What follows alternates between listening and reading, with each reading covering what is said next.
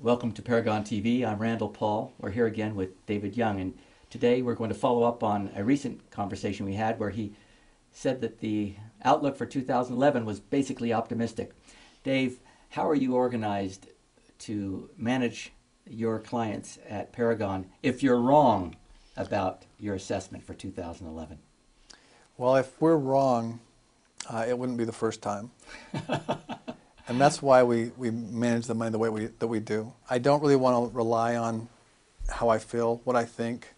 I want to rely on what the markets are actually doing and what the data is telling me. That's why we build models to track the markets and be able to adjust and be nimble. You've told us before, but if you wouldn't mind for some of our listeners to repeat something I found extremely interesting. You have not just a yearly horizon, but you look at things that are happening on internal cycles during the year. Would you tell us about your shorter horizons and how often you monitor the market to see what's really going on? Okay. Yeah, we monitor the market on an ongoing basis, but what we found is that if we're trading the short-term cycle, it's really too short. In other words, it will take us in and out too frequently. And what would a short-term cycle be? A short-term cycle for us is 1 to 3 months. An intermediate-term cycle is 3 to 9 months. And a long-term cycle is 9 months plus. And we found the sweet spot for us, the way that we manage money, is that 3 to 9 month cycle. And when I say 3 to 9 month cycle, that's kind of what our indicators are tracking. That doesn't mean that's how long we'll hold the positions. I think on average our positions are held close to 9 months, but we have a lot of positions that are held 12, 18 months. It just really depends on how long the trend lasts that we're following on that position. Is there an indicator right now that you're finding that is counter to the growth scenario that you have for 2001?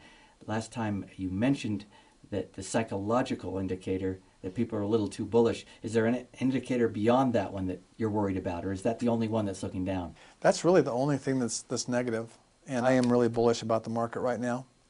It's just that sentiment is so optimistic, makes me nervous.